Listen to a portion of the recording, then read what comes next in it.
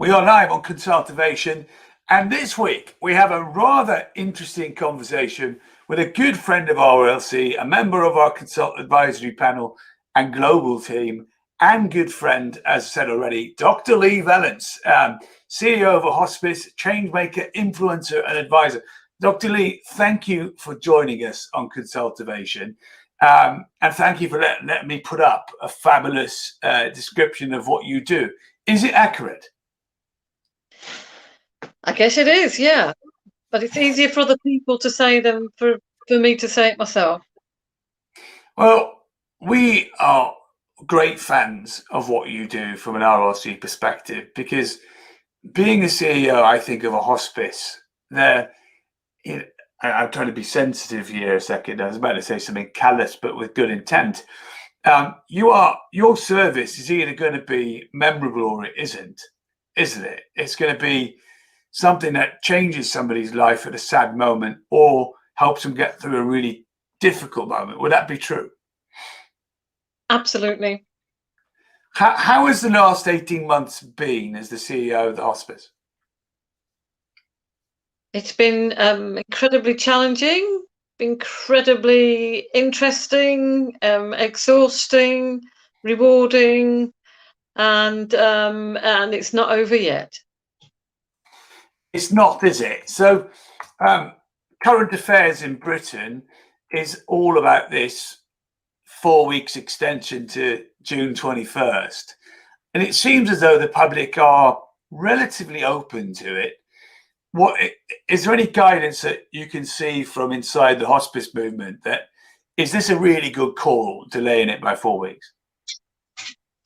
Yeah, I think to get even more of the population double vaccinated means that when we do come out of lockdown, hopefully that'll be the end of lockdowns for good, or only limited restrictions. So I think everybody's willing to take those extra 4 weeks to make sure that whatever happens is sustainable, because the going in and out is really, really, it's so disruptive, and everybody's so tired that they're willing to hang on in there for another 4 weeks. I certainly don't know how they do it in America, where there's so many different states and so many different versions. Yeah, I think sometimes in Britain we can get a bit lost that ours is relatively simple with 4 differences as opposed to 52. What would you say is your proudest moment of the last 18 months in the hospice? What and as you think of it, Dr. Leigh, what immediately strikes you? Our proudest moment, and it was everybody absolutely pulling together, pulling out all the stops, and it was putting on a wedding for someone who'd been a serving police officer, very young, a young child. The wedding had been cancelled. This was at the height of lockdown, so there were visitor restrictions. The wedding couldn't go ahead in the registry office or any wedding venue, and in 48 hours we managed to convert our multi-faith room into the most incredible and beautiful wedding venue. We managed for her to have, I think we could have 8 people present, and we managed to get the flowers and her young son to be able to attend, and we were able to live stream it too to all those people who couldn't be there. What we did was just phenomenal and miraculous. I still to this day don't know how we pulled it off. We gave a room next to her room, so we could turn that into a dressing room. So the morning before the wedding, so she could prepare properly. So that was just, it was incredibly uplifting. It was also extremely sad, and we managed to pull it off, and she died a few days later. But despite everything, we did it. And even though it was tinged with so much sadness, everybody just wanted to bust a gut to make it happen, and we did. It's an extraordinary achievement to be able to tell a story like that, because I guess what you don't feel in a podcast recording or a live feed like this. You don't quite feel the impact of the emotions of everybody involved, do you? It's almost too many steps removed. But what a sensational thing. How have you coped as a leader in the last 18 months? I think the wisest thing I did was to accept that I had absolutely no control. That I just had to roll with whatever happened on a daily basis, and I just had to go with the flow because things were happening so quickly. Some things, a decision you'd make in the morning could be wrong by the afternoon because the guidance had changed, and having to change and flip, but also communicate that to the staff, and the staff still have confidence that you actually know what you're doing. And I think just by being completely honest and at times say, I really don't know, I'm doing my best to find out. This is what we're going to do as a holding position. And we just focus on the absolute necessities, which was patient care and infection control. So we just stripped everything back to the absolute necessities. As it must have been really challenging. And did you ever think you'd get to like June this year with the ability to look back in those early days? I think we all thought it would be over a lot sooner than it was. It was one of the things I started doing was doing a weekly bulletin to all staff to communicate with all of my staff group, because some of my staff were working from home, and I've continued to do that. And I was looking back at what I was writing this time last year, and we have lost a sense of time, because I couldn't believe it was 12 months ago that we all started, even non-clinical staff, all started wearing masks everywhere. I thought it was much more recent than a year ago. So there's been many ups and downs, and it's certainly been a long 15 months. I think there's still this blend, isn't there, of impatience, determination to find a kind of normal, and still a reluctance to call it completely done or even nearly done. Yet I have to say, I'm really proud of some headlines I read last week where when Britain opened up the jabs to much younger ages, to see statistics like 100,000 injections done an hour. You know, one of the things that I've noticed, having had both my injections, is the experience, Dr. Leigh, has been sensational. And I don't want to, I'm not using the word sensational as in, you know, people might think of other things when they use that word. But I've got to tell you, I have been impressed beyond comprehension both times in two different locations of how I was treated. It's immense. Yeah, and it's the whole of the community coming together. So it involves medics, and it involves the community, it involves volunteers. It's just everybody pulling together that's been so incredible. And it's quite an emotional experience when you get vaccinated.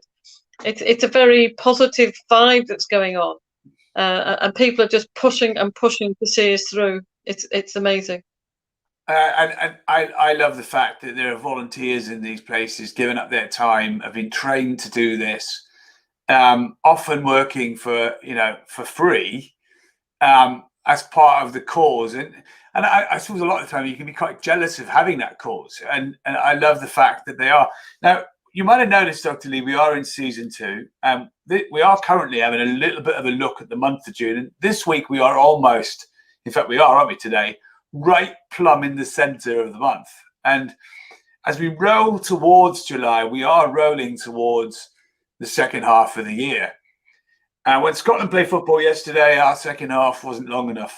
And clearly the goals are far too big, Dr. Leigh. If anyone saw that in the US, they're wondering what happened. But the Scottish goalkeeper got lobbed from halfway in the game of soccer. So it's worth watching. There've been quite a lot of funny retakes of it from every angle as well, which are quite funny. That said, though, sport gives us this platform for the second half. As you look ahead to the second half of this year, what's in your focus or ahead of you as a CEO of a hospice? What do you see coming up?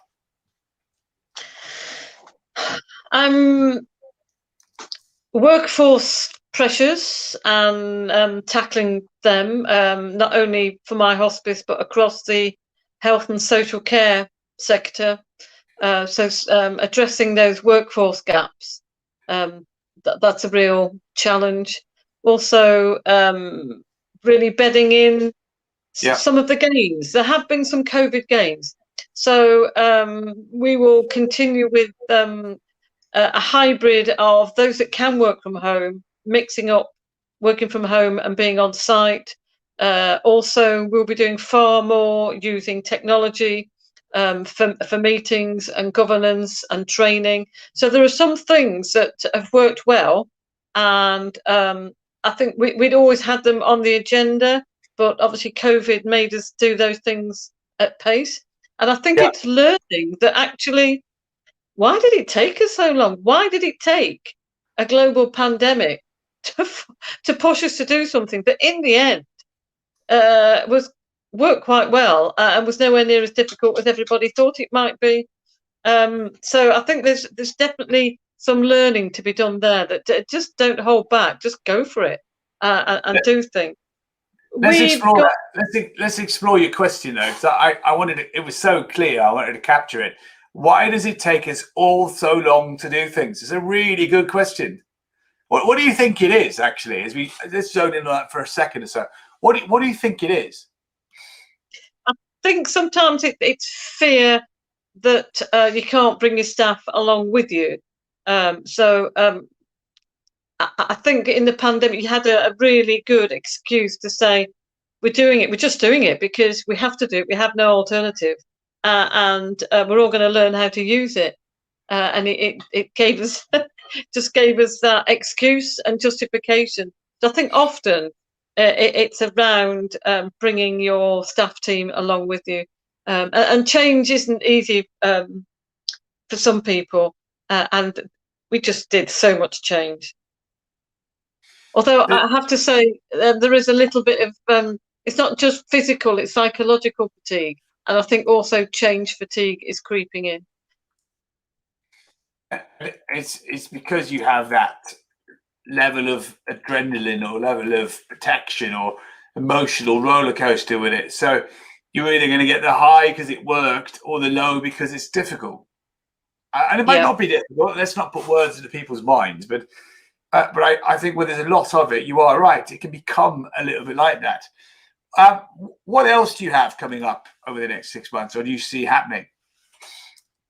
For us, it's a recalibration of our relationship. Our relationship with our community is brilliant, but with our partners in the NHS, there's a restructure going on, and that will be recalibrated. So we're very much working on making sure that we have a voice in those thought processes, and that we can shape what we think is best for the communities for palliative and end-of-life care. And we think we've got a much better way of doing things in a much more coherent way if the NHS were to let go of some of their control and invest in us to work in partnership with them. So that's the big major challenge afoot, and people are very good at talking about collaboration and partnership working, but as soon as it comes to transferring money to go with that, the challenge becomes much more difficult. But we have to get on and do it. So that's my major focus in the next 6 months. That's challenging, isn't it? Because it's very, very subjective, and money often makes things subjective. So is that the same for every hospice, Dr. Leigh? Yes, it is. Yeah. You talk about change fatigue. That's a massive challenge to overcome, isn't it?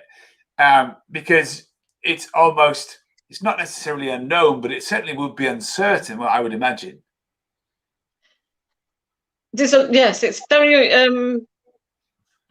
We're not entirely in control of the changing landscape, but we have to maximise our opportunity to shape that landscape and to jump up and down so people don't forget that we're there. And also what we can bring to the table. We bring a lot to this table, and it's not everybody is fully cognizant of just what hospices can do, and the broader impact and influence that hospices have. So it's getting those messages across. And I guess unless it's not directly affecting you right now, it's probably not top of everybody's mind, is it? And actually, there are hospices all over the world that rely upon people's efforts to do great challenges, fundraising, get involved, serve, offer palliative care directly. Do the jobs that volunteers do, and I remember many years ago. Believe it or not, I went for a job with a charity, and I remember visiting their HQ, and I went out to see some of their retail sites, and which gives you a clue of the scale of it. But I'll never forget meeting people who were working for free for no reason other than personal motivation, and it just struck me as, what a wonderful thing to be doing. So let's change the lens for a moment. I want to talk to you about one of the items that were in our show's description in Consultervation. And if you've just joined us, this is season 2.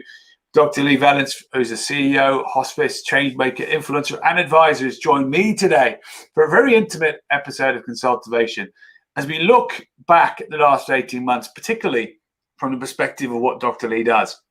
But now we're going to move on to the power of daily disciplines. And I want to just take a few minutes to talk about this with Dr. Leigh.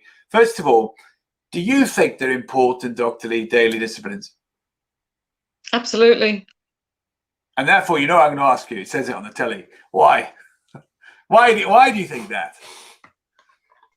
I think you need to have some structure and self-management and some routines to keep you anchored and rooted, because you're buffeted all the time by the pressures to get things done, but also the things that just pop up, loom up, and you have to deal with them. So unless you're centered, it's easy for you to be blown off course.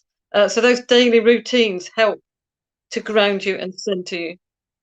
What would be your number one go-to? Now, while I give you some time not to feel like you're on the spot, I bet you already have an answer though. Is I've been taking our consult teams through a daily video release, which you might have noticed in our internal comms in the WhatsApp group, about taking just 3 minutes a day watch a video. I mean, what I really like about this is I'm asking people to watch a video for a couple of minutes. So that feels quite lighthearted. Then listen to a narrated video that reinforces the video you just watched, and then just do a mental preparation task. For me, I've never applied that as we're doing with the team currently in this current format before. And if anyone's wondering what I'm talking about, it's from the Dollar Dream Club. You can join us for £1 a week online. Or depending where you are in the world, it's in America, it's $1 a week, and you can get access to the 24 sessions that I'm sharing daily currently with our teams, just to encourage humans to do something as a daily practice, as opposed to no, they should have done. And there's a fine line there, Dr. Leigh, isn't there? Knowing that you should and doing it. What would be something that you like to do? Well, even before I get to work, I walk the dog. And that is just, it clears your mind, you commune with nature, puts everything in perspective before you even start your work day. So it's an absolute ritual. And how far do you go on the dog walk? It's about a 45 minute. So, carving that out of your day, first thing in the morning, and it does mean getting up early in the morning, but it makes a profound difference. I would agree with you.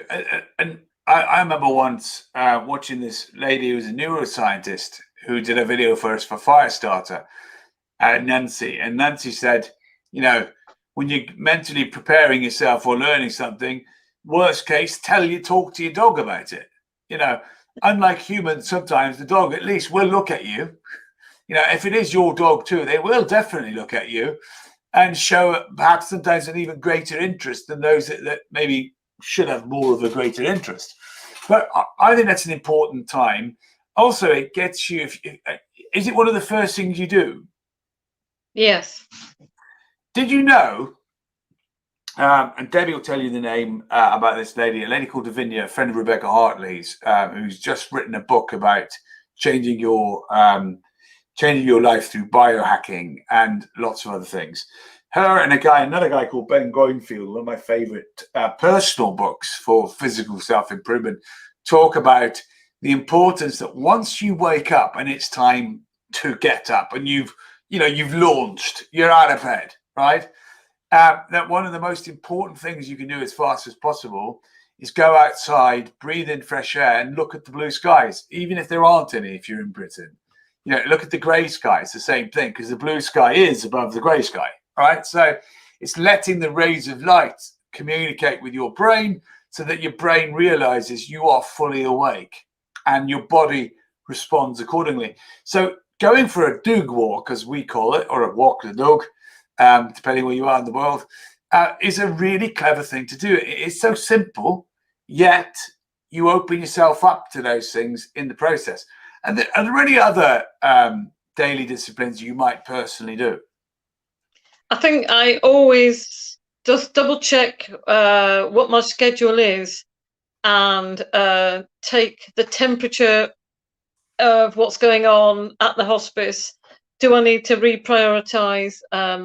Do I need to reschedule? Because you need to be able to attune yourself to if there's something, if there's a vibe going on, you need to deal with that too and be aware of it and have a consciousness about it.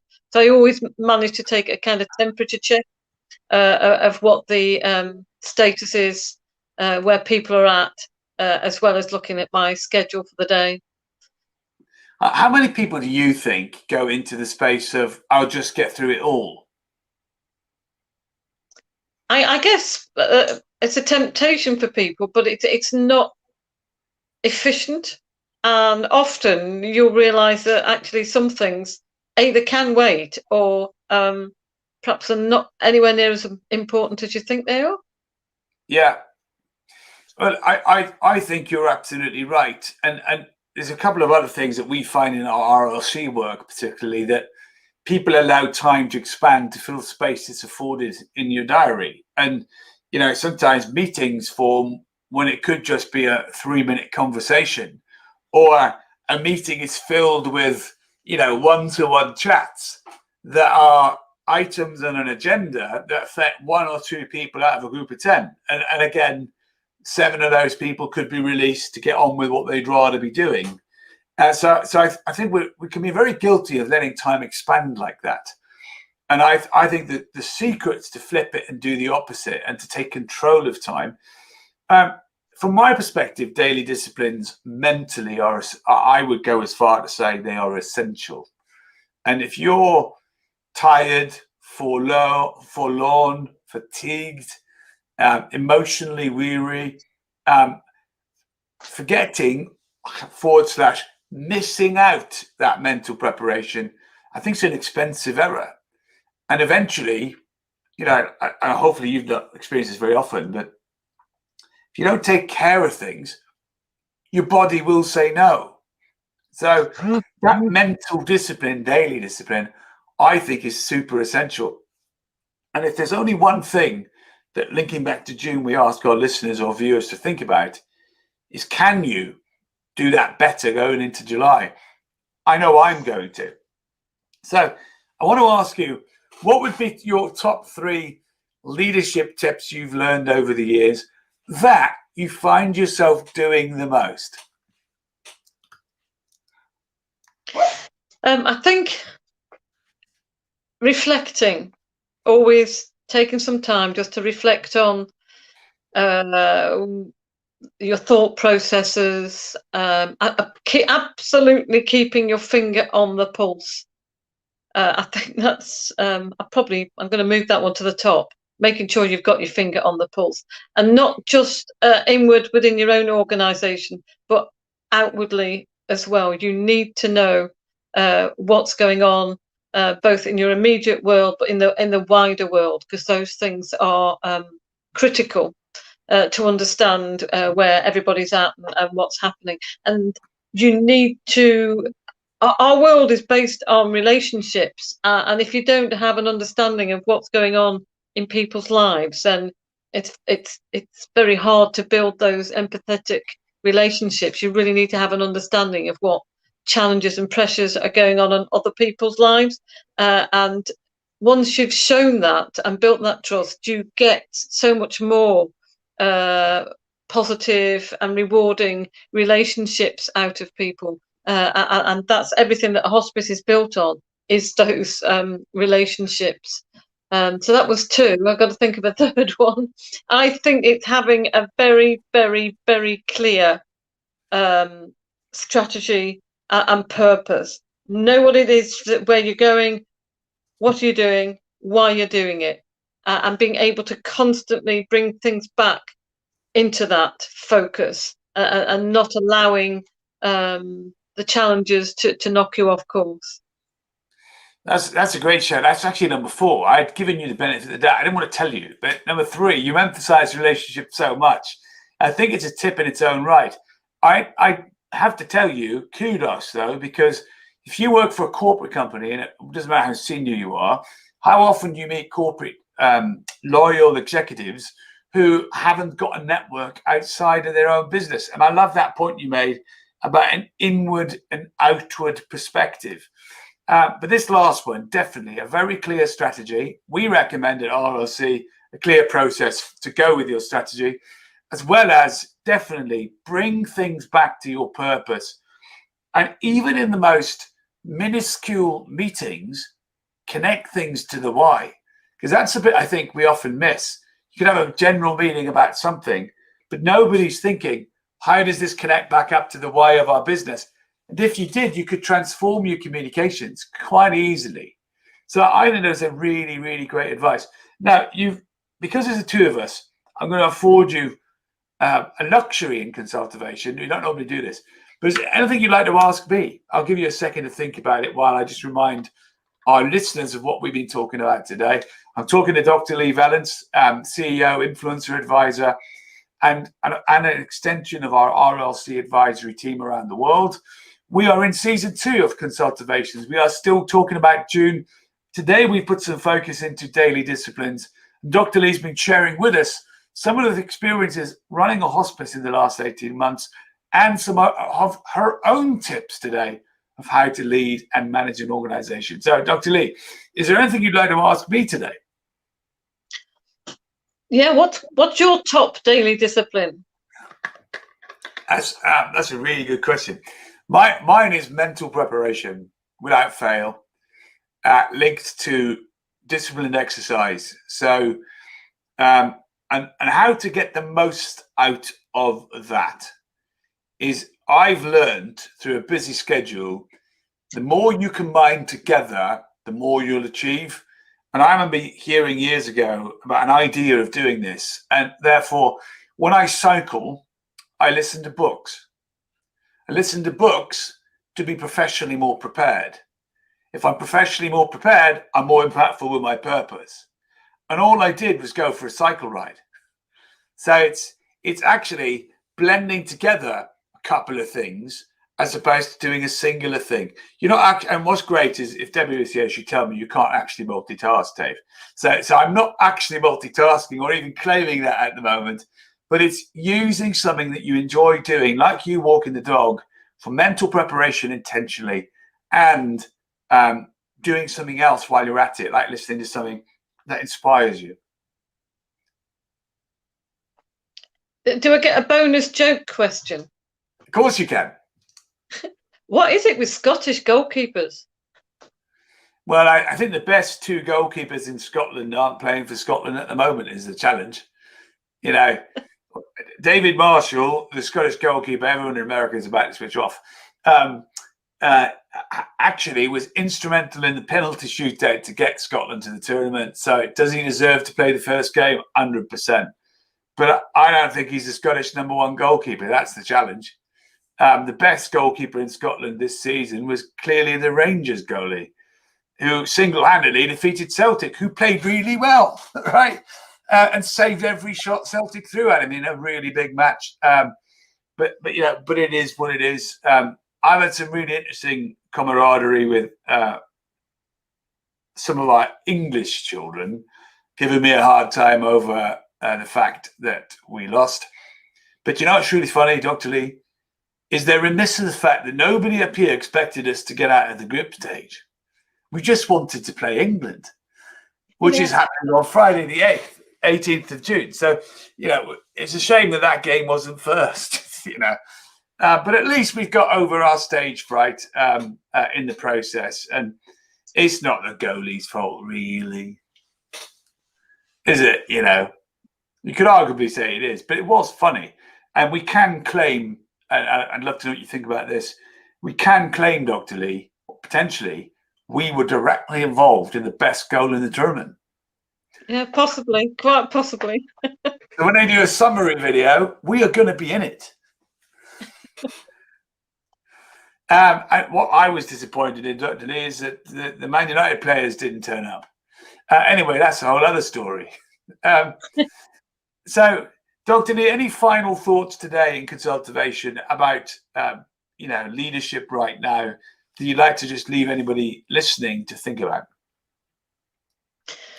Yeah, that leadership isn't about authority or power. It's about nurturing and caring and collective action. And I think that has really been brought to the fore and strengthened by how we've all had to react collectively in the pandemic. And that, yes, you can have leaders that can say, this is what we need to do. How do we do it? But it's only by embracing everybody and listening to everybody's views that you actually get that put into action. I have to say, it's refreshing to hear, and I apologize in the dash to get this up. It looks like it's correct. That how many times have you read that in a book or heard it in a video cast like this? And yet it's always missing the actual, real-time application. And like you said, right now in the pandemic, more so than ever before, this has been the only way to lead, is to nurture care and collective action. I love that. So Dr. Leigh, thank you so much for your time today, joining me on Consultervation. Back with us next week, we'll have Eric Swick and Kevin Turnbull, along with another guest on the show. This week's been about Dr. Leigh, CEO of Hospice, Changemaker, Influencer Advisor, Dr. Leigh Vallance, one of my personal favorite people in the whole world. Thank you for your time and sharing this conversation with me, Dr. Leigh. Thank you for inviting me. I've enjoyed it.